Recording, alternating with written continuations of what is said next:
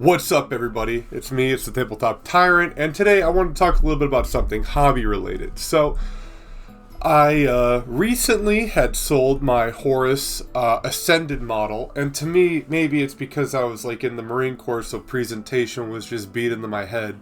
I always try to look for ways to make something kind of unique, make it kind of fun, but not like put too much into it. So I figured I would make a video out of this because if any of you have a character series mini or model, this is something really easy to do if you don't have a display case and you want to kind of display them up.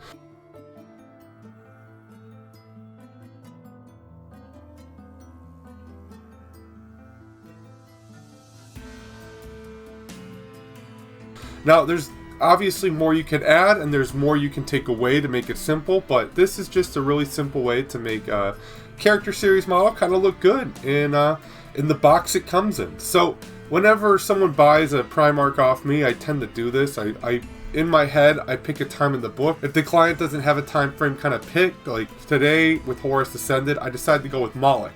So I know that I have a pretty big fantasy base. Moloch was kind of where Horus, he assaulted this planet. There's some Blood Angels, Ultramarines. It was previously conquered by the Sons of Horus during the Great Crusade. But anyways, Moloch goes there, and that's where he realizes where the Emperor got his power.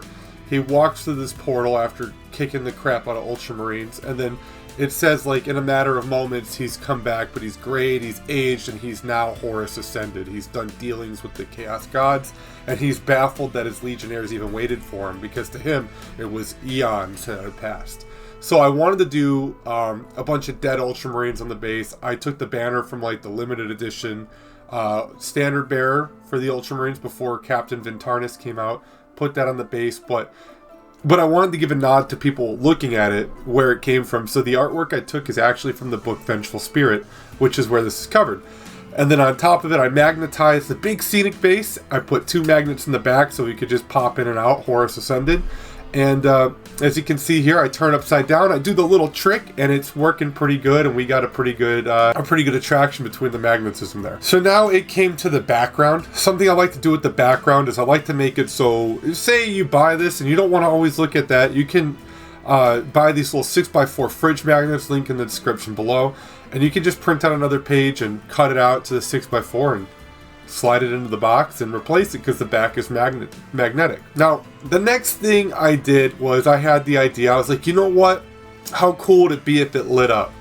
So I got a battery pack. This one's for AA's. It allows better lighting for the LEDs. I use normally the watch batteries for nights or something where it's not going to have tons of LED lights in it because they tend to draw a lot of power. So if you're running multiple LEDs, you'll notice that some will dim on the watch batteried ones versus the AA just has that output for it.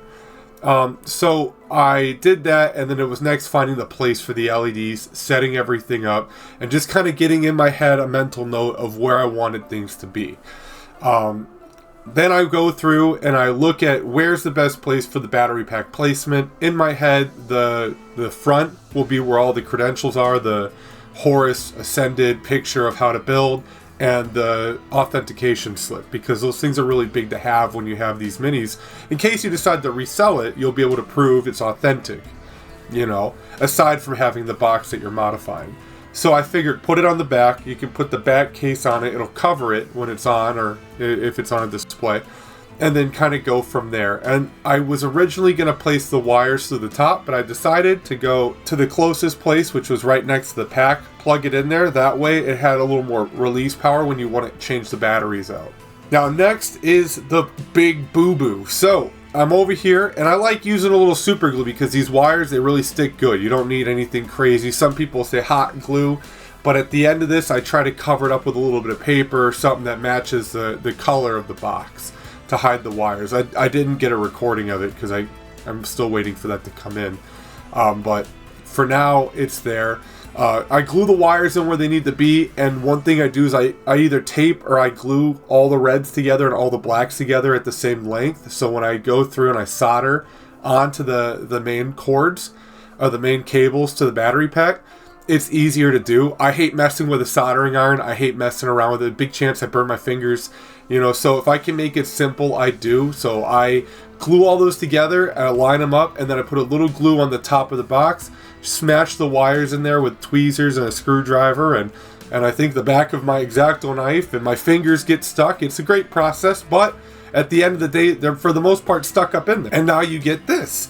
Now you'll see the wires a little exposed on top. Again, presentation's key, so I'm going to cover that up with paper. But this is just something, it took me about 30 minutes. I do it a lot, but it took me about 30 minutes to set this up. And when the customer gets this, it's going to be a really great thing to look at, really fun.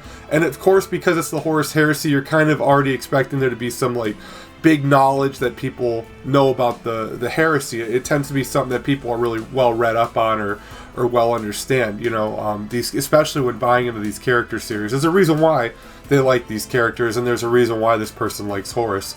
And I wanted to show that in the display and on his base and in the models. So I hope this was fun. A little quick video. I want to get back to hobby stuff. I think this Saturday I'm going to have my video out for the movie. My hobby movie. Every month I'll be doing that. And then I want to start building a little terrain. And then I'm going to pick up on the army breakdowns the following week. So once a month on one Friday, I'm going to have a movie that I recommend hobbying to that I enjoy personally.